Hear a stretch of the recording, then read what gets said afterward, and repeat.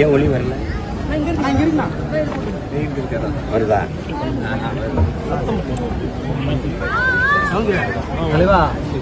மைக்கு வைக்காதப்பா, நீ ஏன்பா வைக்கிற?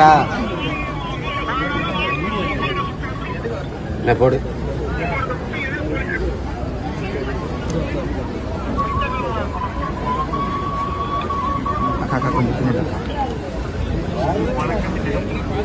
கொஞ்சம் பின்னாடி பாட பின்னாடி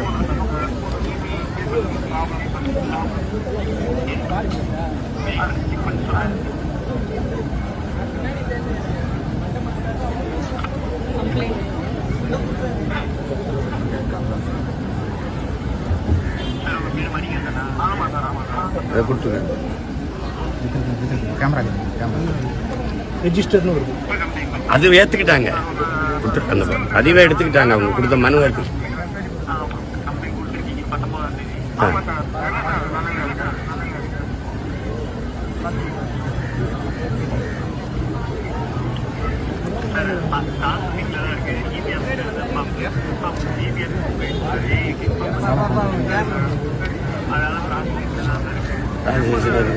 அவருக்கு சொல்லியிருக்கோம். வருவாங்க சொல்ற 19 கொடுத்தது. இன்னைக்கு என்ன தேதி?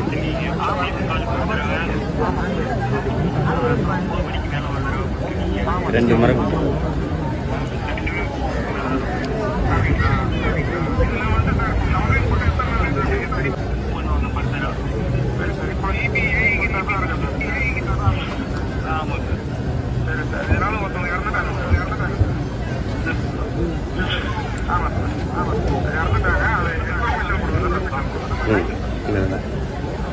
இந்த அலட்சியத்துக்கு என்ன காரணம் நினைக்கிறீங்க? அலட்சியத்துக்கு அதுதாங்க.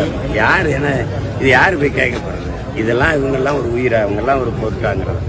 அவங்களெல்லாம் ஒரு மதிச்சிருந்தா தனியாருக்கு எதுக்கு கொடுக்கணும்? இதை தாரை வார்த்தைங்க முதல்ல இவங்களை பணிக்கு எடுக்கும்போது தனியார் பணியாளர்களை எடுத்தீங்களா, அரசு பணியாளர்களை எடுத்தீங்களா? அப்போ ஏன் தனியார் கொடுக்க வேண்டியது? எல்லாமே தனியார் மயப்படுத்திட்டு தனியார் தான் சிறப்பாக நிர்வாகம் செய்வாங்கன்னா தம்பி, ஒரு பொதுவான ஒரு குடிமகன்கிட்ட ஒன்று கேட்குதுல. அப்போ அரசின் பணி என்னன்னு எனக்கு நீ இந்த முதலாளிகளுக்கு என்னை எடுத்து கொடுக்குற தரவு தானே, புரோக்கர் தானே பண்ணுற. கல்வியை இவற்றை கொடுத்துரு, மருத்துவத்தை இவற்றை கொடுத்துரு, இவற்றை கொடுத்துரு, துப்புரவு பணியாளர் இவற்றை கொடுத்துரு. இது இடையில இந்த வேலையை செய்கிறவனுக்கு பேர் என்ன உங்களுக்கு சொல்லுங்க? மீடியேட்டர் தானே, புரோக்கர் தானே, இவனுக்கு பேர் தரகர் தானே. அதை தவிர இந்த அரசு என்ன வேலை செய்யுது? ஒரே ஒரு வேலை மட்டும்தான் செய்யுது. சாராயம் காய்ச்சது, விற்குது. சாராயம் ஊற்றி கொடுக்குறவன அரசு பணியாக வச்சுருக்கு. கவர்மெண்ட் எம்ப்ளாயா இல்லையா? வேற என்ன இருக்குது?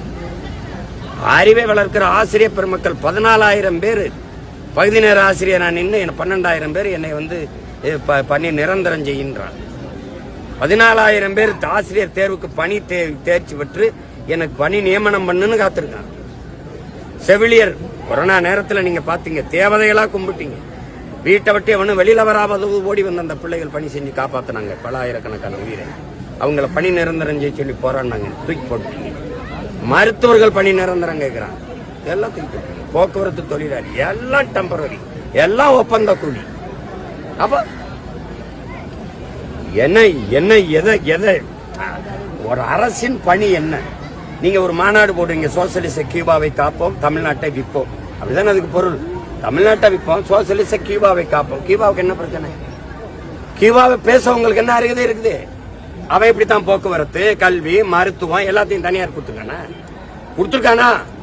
அவனுக்கு என்ன வருவாய் இருந்தது? வெறும் கரும்பு சக்கரை. அதை வச்சுக்கிட்டு எல்லாத்தையும் அரசு வச்சு நிர்வாகம் பண்ணது. ஒன்னால ஏன் முடியல இவ்வளவு வருவாய் வச்சுக்கிட்டு? மாநகராட்சிக்கு 5000 கோடி வருவாய், வரி வருவாய்.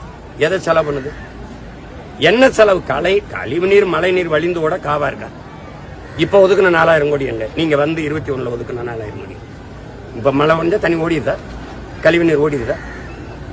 குடிகள் வாழ்ற இடத்துல மின் இணைப்பை பாதுகாப்பா கொடுக்க தெரியல உனக்கு? இதெல்லாம் என்னது பாருங்க. இப்படி எந்த நாட்டுல இருக்கு? அந்நிய முதலீட்டைகளுக்கு அமெரிக்கா போறோம், சிங்கப்பூர் போறோம், துபாய் போறோம், பிரிட்டன் போறோம். இந்த நாட்டுல எல்லாம் இப்படித்தான் மின் விநியோகம் இருக்கா? இப்படித்தான் சாலை பராமரிப்பு இருக்கா? இப்படித்தான் குடிநீர் விநியோகம் இருக்கா? இப்படித்தான் போக்குவரத்து நடத்துறானா? இப்படித்தான் மழைநீர் கழிவுநீர் வழிந்து ஓட காவா வச்சிருக்கானா? அதெல்லாம் பாக்குறீங்கல்ல. பண முதலீடு தானே, அறிவு முதலீடு இல்லையா? நிர்வாக முதலீடு இல்லையா? அதை கொண்டு வர மாட்டீங்களா? வரலட்சுமியினுடைய கணவர் ரவி கிட்ட நீங்க வந்து ஆறுதல் சொன்னீங்க. அவங்க உங்ககிட்ட என்ன தெரிவிச்சாங்க? 20 லட்சம் ரூபாய் போதும்னு சொல்றாங்களா? போதும்னு எப்படி சொல்லுவேன்? நீங்க போதும்னு எப்படி? நீங்க ஒருத்தன் ஒரு முதலாளி லாபத்துக்காக சாராயம் காய்ச்சி சட்டத்துக்கு விரோதமா விற்கிறான். செத்த பிறகுதானே வெளியில தெரியுது. அதுக்கு முன்னாடி எத்தனை ஆண்டுகள் வித்திருப்பான்? அது சாவலைன்னா எத்தனை ஆண்டுகள் வித்திருப்பான்? ஒருத்தன் கொழுப்படுத்து போய் குடிச்சு 63 பேர் சாகுறான். ஒரு குடும்பத்துக்கு 10 லட்சம் அரசு நிவாரணம்னு கொடுக்குது. யார் காசுல இருந்து கொடுக்குது? அவன் லாபம் சம்பாதிக்க, இவன் கொழுப்படுத்து குடிக்க, மக்கள் காசுல எடுத்து கொடுக்குறான். அது யார் காசு? இந்த செத்து போனவன் காசு, கீழ் நிக்க அழுகிறான் காசு, எல்லாரும் காசு தான் கொடுத்த. அதுல என்ன அறிவிச்சது? 2 கட்சி மாறி குழந்தைகளை அரசை படிக்க வைக்கும், குடும்பத்தாருக்கு அரசு பணி கொடுக்கும். அப்ப நாட்டுக்கு மக்களுக்கு சேவை செஞ்சு குப்பையா கிடக்கிற இந்த நாட்டை கூட்டி சுத்தம் பண்ணி தூய்மை பணி செய்யற அவ செத்து போன ஒரு தங்கச்சி, அந்த குடும்பத்து பிள்ளைகளை நான் படிக்க வைப்பேன், அவங்களுக்கு பாதுகாப்பு. அவ இப்ப இதுவரைக்கும் அவ ஓய்வு பெற்று வர்ற வரைக்கும் இளம் வயதுல இறந்துட்டா. ஓய்வு வர வரைக்கும் 85 லட்சத்துக்கிட்ட வருது அவ சம்பாதிச்சா. இவங்க கொடுக்கிற சம்பளத்தை கணக்கு பண்ணா கூட, சம்பள உயர்வே இல்லாம பண்ணா கூட 85 லட்சம் வருது. நீ 20 லட்சத்தை கொடுத்து எப்படி படிக்கும்? எப்படி சொல்லுங்க? இறுதி சடங்கு வரை திமுகவே பாத்துக்கிறோம், குழந்தைகளை நாங்க படிக்க வைக்கிறோம் அப்படிங்கிறாங்க. சரி, படிக்க வைக்கட்டும்.